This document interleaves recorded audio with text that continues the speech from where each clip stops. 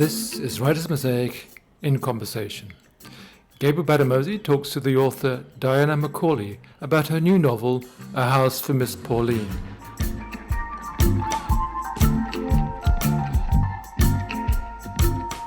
Diana McCaulay, thank you for speaking with me, Gabriel Gbadamosi, for Writer's Mosaic, and certainly on the publication of your new novel. Quite an achievement, A House for Miss Pauline. It's my pleasure, Gabriel. Happy to be here. Great, tremendous. Now, there are lots of things people will want to know about the book, and there are lots of things that I will want to know about you as a writer, having just read one book of yours, this one. It's quite an achievement. If I could lay out the ground for it, quite distinct from V.S. Naipaul's A House for Mr. Biswas. This is set in Jamaica and has at its centre a black Jamaican woman nearing her 100th birthday, who in the night begins to hear the stones of her house move and thinks, I must be going mad, or I must be approaching death. And we, the readers, begin to think, oh, well, no, it was an earthquake, Miss Pauline. What are you talking about? But we then have a novel in which we see her life in flashback coming up to the moment in which she encounters some things about herself and about the history of Jamaica. So the structure of this novel allows us to look at Jamaica as a history, as a present culture, and through individuals, herself and the other people we meet within it. This kind of structure, this kind of epic storytelling is not something I've ever associated Jamaica with. Can you start by telling me how you came to this as a concept for the novel, and how it is that you seem to be cutting away completely from the kind of directly in there social injustice, protest, the kind of love poetry that we're accustomed to hearing from Jamaica? Well, it's a longish story. I'll try and cut it down for you. All my books have had very long gestation periods, and this one probably the longest of all of them. Essentially, going back to almost 2002, 2003, I was staying at a plantation, an old plantation great house in a writer's workshop in a tiny room under the front stairs. And when I went to bed at night, I found myself thinking about the use of that room, whether it had been a storeroom for tools or perhaps somewhere where a servant or an enslaved woman stayed so that she could be easily called by the owners of the house. And that woman moved into my brain. And then later in 2014 or 2016, I was contacted by a New Zealand television company doing one of those Who Do You Think You Are programs. And they said that they would like, did I know that I was related to a New Zealand celebrity chef called Ray McVinney? And I said, no, certainly not. And would I be prepared to meet with him?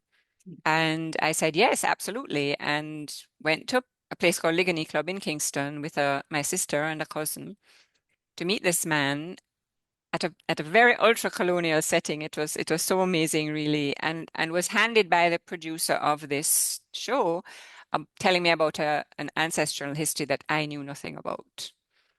Because my ancestral story, as far as I knew, was I was descended from a Baptist missionary, which I used to trot out, whenever anybody said that you're not Jamaican, are you? Because I'm quite light-skinned. Anyway, so I was given this history, and it was all on my mother's side that we were descended from a Portuguese Sephardic Jew who came to Jamaica to grow tobacco, and an enslaved West African woman called Nancy McLean. So I became fascinated with the genealogy, did a lot of research, eventually compiled a family tree of about 1,200 names. And then came lockdown, then came the COVID pandemic and lockdown. And by then, my fifth book had just come out right into the middle of the pandemic. And I was kind of exhausted with the whole publication journey. And I decided I was done with it. But we were at home, and I decided I was going to write about this woman that was still in my head and let her out onto the page and see where it took me. I wasn't going to send it anywhere. It was for me alone. In fact, I called it my long strip of knitting. And I sat at my computer and that's what I did. So I actually did not approach it with in any of the ways I'd approached my novels in the past or anything anyone had tried to teach me. As you get older, I'm now pretty old myself. One of the things that happens is the people you were really close to have died. And so you're in this latter part of your life where your very close relationships and friendships have left you. And you really, I think, come face to face with yourself. This is what I imagined anyway at somebody at such a great age. And so that was one of the things I wanted to point out that you've had this long history in this place where probably you knew everybody very well. It's a small village, but towards the end of your life now, all of those relationships have started to ebb or go away completely. Even the language, I think, does that. I find this myself because the Jamaican patois I knew as a young woman, a teenager, a young adult growing up, it's completely different now. And so language evolves like everything else. And that was one of the big challenges in the book, Gabriel, for me to try and write the patois of a contemporary young Jamaican man in an authentic way. And I guess it remains to be seen how well I did that. I'm sure you did your research, and we're not all fantastic mimics, but I'm sure you've done very well because I was, as a non-Jamaican, enormously persuaded by it. There is a strand in the book in which the central character, Miss Pauline, sometimes wonders whether she isn't actually already dead, a duppy, a ghost, haunting Yeah. her own life and haunting her own community.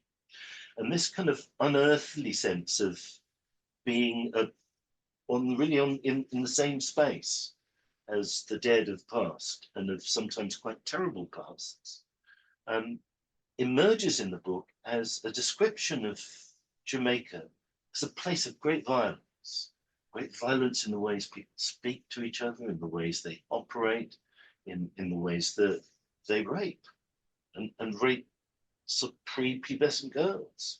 I mean, this presence of violence, this presence of what you sometimes call a kind of a seething wickedness or evil within the place is not the holiday brochure version of Jamaica lots of people get. Can you speak to that from the novel in relation to contemporary Jamaica? Has it really such violence, such alienation? I would say we cannot escape the fact that Jamaica is a violent place.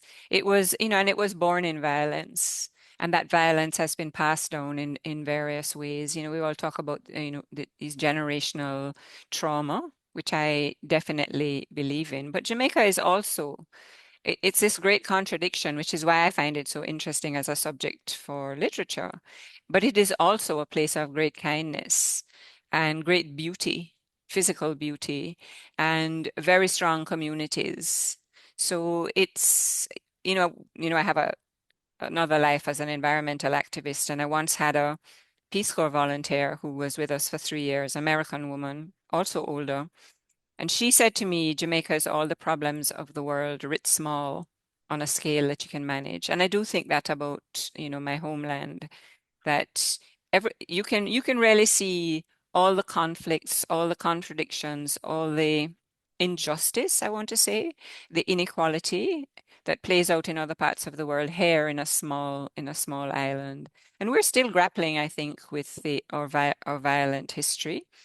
And I wanted to talk about that. And I wanted to talk about what moves people to violence, how people you might otherwise think of as good people, responsible people, family people, people who love their animals, who sometimes are moved to violence.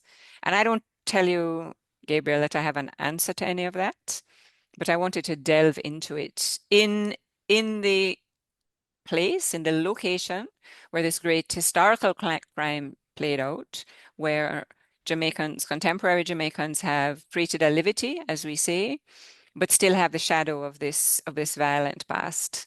And Great. I don't want to talk about as well about specifically violence against women, which I think is a big problem still.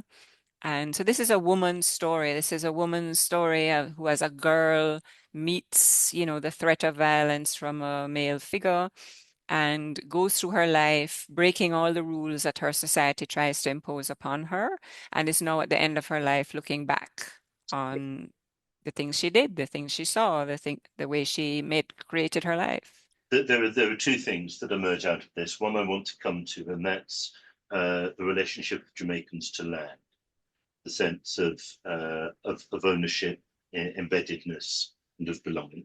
But first of all, I want to go in, as you say, through that central character, Miss Pauline. This is a woman who keeps a cutlass under her bed and is at all times ready to use it. This is a woman who has an extraordinary voice, which readers will encounter. It's abusive, it's raw, it's direct. She takes no prisoners. And yet, even though she carries in her mind, in her heart, in her spirit, a very weighty sense of guilt, the reader, myself as a reader, really identifies with that and can identify with that. There was a slight difficulty I had in being able to read her because of the way that sometimes she is narrated by the unseen narrator, who I'm at this moment going to say, "Hi, Diana." Pauline's voice is entirely unlike yours, but sometimes your voice gently takes her over and speaks of her, to her, about her, from her. So, for example, you get lines like, Pauline, is amused by her own annoyance. So here's a narrative process which reaches down into that very subjective space where Pauline lives and offers her an almost kind of Jane Austen-like kind of complexity and delicacy in understanding small movements of feeling and of the spirit. But when she speaks for herself, she will have none of it. She gives no space to certain kinds of qualms. So it looks like the novel was always a fight between Pauline and somehow the narrator. Did you find a tension between yourself as a narrator, reaching into and narrating the smallest internal movements, and the woman herself looking Yeah, back at you, fighting you off? in a way, I mean, I find my own internal life is a bit like that in the sense that I sometimes am conversing with this other Diana who is more an observer and sort of saying to me, not in the way I would speak myself, but cautioning me or saying, "Do you really want to do that?" I go back and forth, me as an individual, I go back and forth between inhabiting myself and observing myself. And I don't know how common this is, but in my imagining of this woman who's very literate, right? This is another part of her that is unusual for somebody living in a rural Jamaican village. She has fought and won literacy for herself. And so I imagined her both being very present in her body and herself, and then but also being able to be a bit of an observer for her. And I also wanted to switch between the language she would use in those two roles. So we all do this, we speak in standard English when the audience is going to respond to the standard English, and then we switch to patois depending on actually the subject, I think, more than the audience. I mean, if I was speaking to you and you had upset me, I would probably lapse into Jamaican. And so Okay. I wanted us well to write that the way that happens, the way that we might think in standard English, but when we speak or when we admonish ourselves, as she often does, she does it in patois. Yes, absolutely. Okay, before we then come to land, let's look for a moment at patois. As I say, there are some moments when I feel I hear Pauline speaking directly to you, Dan, in lines like, "Some things not good to talk." She kind of is kind of closing you down sometimes. But as you say, yes, she educated herself through the library, through an old librarian who let her kind of see books and exposed her to a certain kind of speaky spokey, as they say, standard English. But actually, the way she navigates individuals in her community she comes across is from very direct patois. Let me look at something that occurs in the book around patois. Um, Someone wants to say, oh, how long has this stone been here at the center of the community? And the answer is eventually given as, oh, since time immemorial. But the phrase that comes out in patois is from Wapi Kil Philip. From Wapi Kil Philip. Can you give us some kind of background as to how in patois from Wapi Kil Philip comes to mean since time immemorial? Well, Jamaicans will recognize from Wapikil Philip, which is a term we use for a really long time. And Wapi and Philip were people, I imagine. This is just a saying that has come down to me, to my friends, to the people I spoke to. I did not grow up in a rural village, I should probably say. So I had to talk to people who did. And they definitely had from Wapikil. I think it's actually Philip, but he was called Philip. And Miss Pauline, in that little moment, is putting down the visitor who has asked how long the stone has been there, because, he's a bit dismissive of when they say from Wapikil Philip. And she wants to let him know that she knows words like and phrases like from time immemorial, which she says in standard English.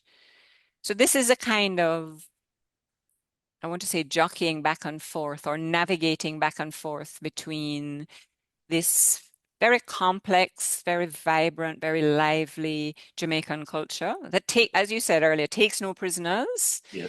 and the standard English that was imposed on us and still is imposed on us. Okay, well, I think most people can hear and substitute, since Cain killed Abel, but Exactly. the fight between Cain and Abel literally was about the land, about the lifestyle, it was about the livelihood.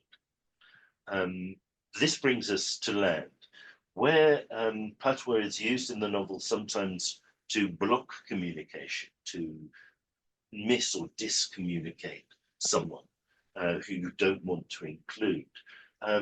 All that guardedness in the end seems to come down to belonging, land, possession, ownership. How far as a Jamaica would you say that that's still the issue in Jamaica?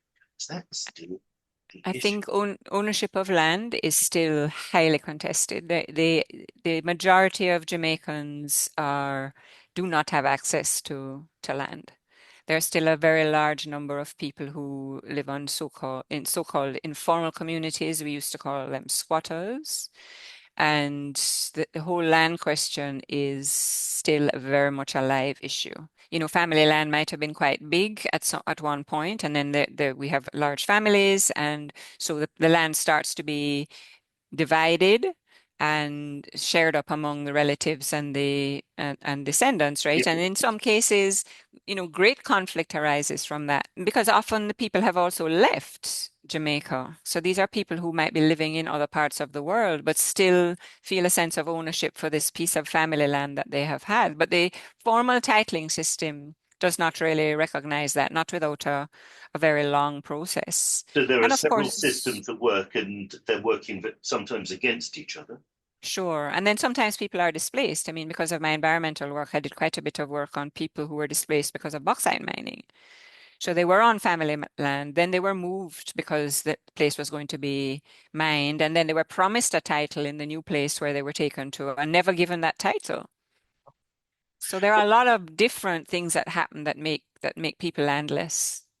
So the issue within this book, which comes down eventually to land, ownership of land, title to land, are you having been born, brought up, and worked the land? Are you, in that sense, in possession of it? And what happens if someone comes from outside and says, "No, you don't own this land at all, so you'll be moving on next week," right? Right. That's This exactly the question I'm asking. Yeah, absolutely. But for some Jamaicans who don't have access to land, don't have family land, they can't be buried. They can't have good deaths. They can't Th- lie still. Right. They can't legally be buried. I would say it still happens, but they can't legally be buried. And of course, I mean, I've seen a lot of graves torn up. in, for roads, for mining, for hotels, that kind of thing. So it's almost as if the ways Jamaicans navigated this history where, there's a very large number of Africans were captured, transported, murdered, tortured, forced to work, and they somehow created a way of life here. They figured it out and they settled all over this island post-emancipation. And yet there is the formal system has never recognized that. There is a line that one of the young people whom Miss Pauline adopts and brings along for a while says to her very directly, "Oh, you're tough. You're tough like Maroon Nanny." Now, Maroon Nanny, the Maroons were a community that escaped British control and fought them off. So within Jamaica, historically, there were these very different systems, somehow coexisting, sometimes in conflict.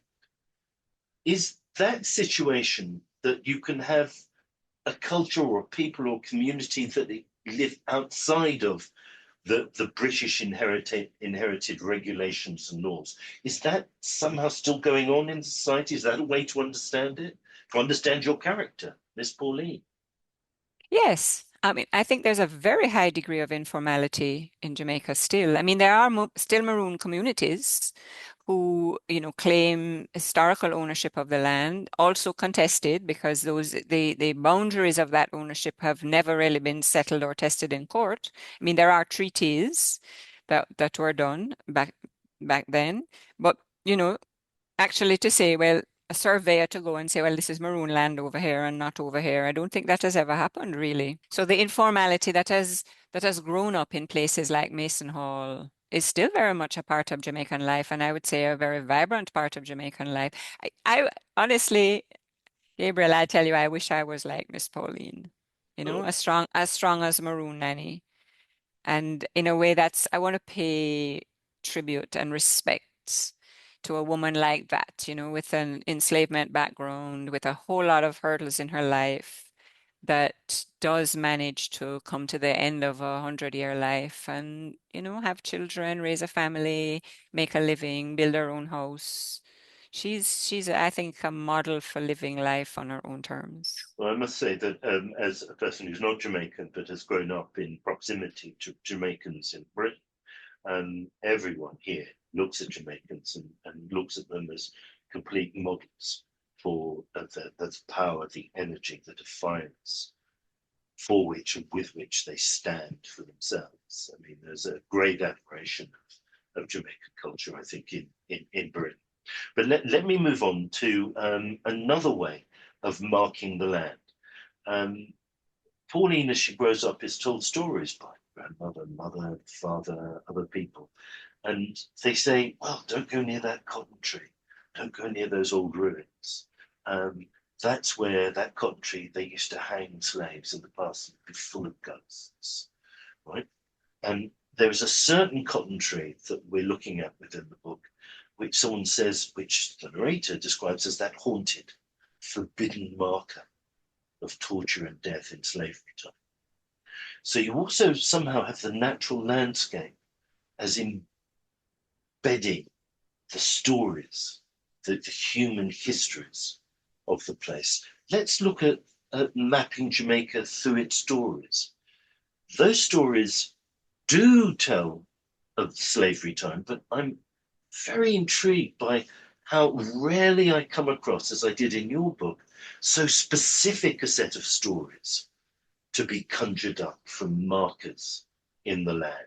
Can you talk to us about kinship, story, and land? So the stories that are in the book are stories I, as an urban child, were told. And they're not just about cotton, about plants, but also about animals, Often you'll still see Jamaican stoning owls as they're thought to be this marker of death. And I don't think it's confined to our culture here. So there are a whole bunch of stories about land, about Jamaica, about the non-human inhabitants that I think demonstrate our conflictedness about this place. I think Jamaicans are extremely proud of their language, their food, their music, their athletes, what we would loosely here call the vibe, Right. the way that we live, our communities. But I think the way we feel about the land itself, we're still conflicted about it. And I often think about how one would come to value land and its non-human inhabitants if one is a displaced person, if one is forcibly removed from where one regards as home and taken to this other place. How do you actually look around, as I have done in many times in again in my environmental life when I was being taken somewhere where I never had not been before by a guide. And I would look around, a guide who lived there, and I would look around and I would say, man, this is beautiful. And he would look around and not know what I was talking about. For Ah, him, it was the water supply good enough? Was the soil fertile? It was a much more sort of commodity relationship to the land than I, as an outsider, could perceive. So this is something that has interested me all my life. If you are the descendant of a great historical crime, a displaced person, in some sense, this is really not home. How do you get those feelings of appreciation for the physical place itself? I think as time has gone on, there's less, maybe I shouldn't say that, but it seems to me that there's less interest in claiming, a return to Africa, but definitely there's a claiming of African culture, of Africanness mhm. that was missing when I was not missing, but much less when I was a young woman. Yes. So I can see the culture has changed in respect of many, many things. The list I ran through before, dress, although we're still arguing about hairstyles to my complete amazement. But the land, I think, has stayed outside that real cleaving to, if I can use that old word, cleaving to this as our home place. And that's not helped by the fact that so many of us are still landless and still being moved around like chess pieces on a board, because of the latest development. Within your novel, this elderly, strong Jamaican woman begins to realize that she has a mixed descent, that she is related to the white slavers, perhaps even through rape, who knows? But she is related to white people. And she says a lovely thing that she realizes that she's both black and white, landowner and squatter. But can you tell me some more about that? I actually got really taken over by my main character. And before I wrote this book, I would have said of people who said that they were taken over by their main character, don't be ridiculous. But I don't know if it was a function of what was happening at the time, lockdown and so forth. There's very little else to think about. And so I guess my brain really delved very deeply into these questions, which have preoccupied me for my life as well, as a light-skinned Jamaican uptowner, urban, part of an elite. I mean, again, in the environmental years, that was hurled at me all the time. You don't understand real Jamaicans. You're not a real Jamaican. So really to think very deeply into these things during the time when there was not much else to occupy us, and I was letting this woman out of my head. It kind of appeared on the page, really, and I think it's right. If we are granted the long life that Miss Pauline has, and her ability to introspect, I think it is right at the end of our lives to be asking these kinds of questions. Do we are What are we really? And are those terms black, white, urban, rural, Jamaican, English, are they really relevant? What do they really say about us? Because surely it is one of the things that came to me out of this book, Gabriel, was how this story of movement, of going out, either involuntarily, you were captured and transported, displaced, or you were adventuring, or you were looking for, a better economic life. This seemed to me to be the human story, the story of humanity. If it could be encompassed in one thing, it is this idea of movement. And what happens when we come to this new place and maybe we stay there and we raise a family there. And we must ask ourselves, what really are we? We intermarry with other races. We relate with people of different religions, different social classes, and still our societies are divided along those lines.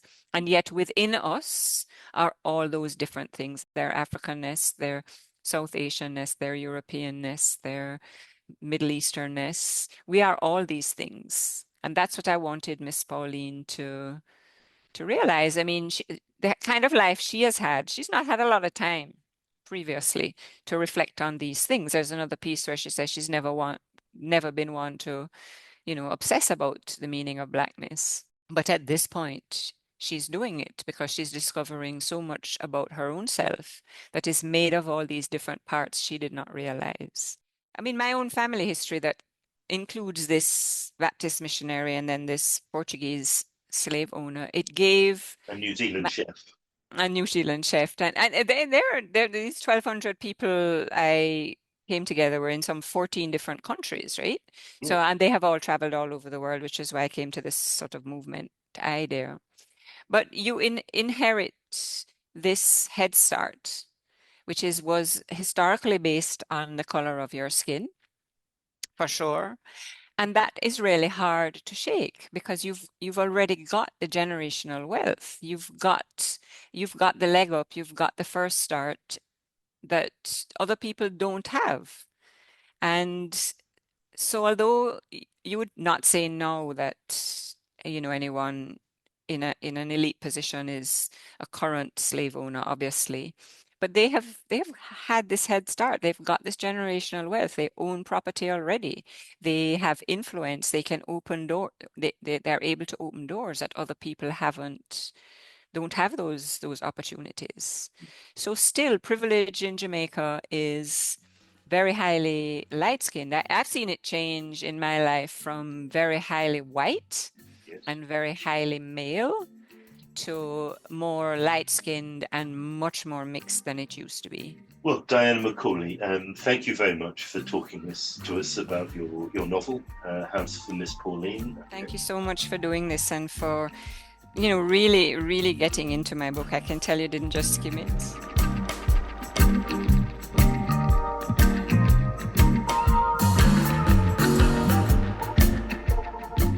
Gabriel Gbadamosi was in conversation with Diana McCaulay. To hear more writers, go to writersmosaic.org.uk.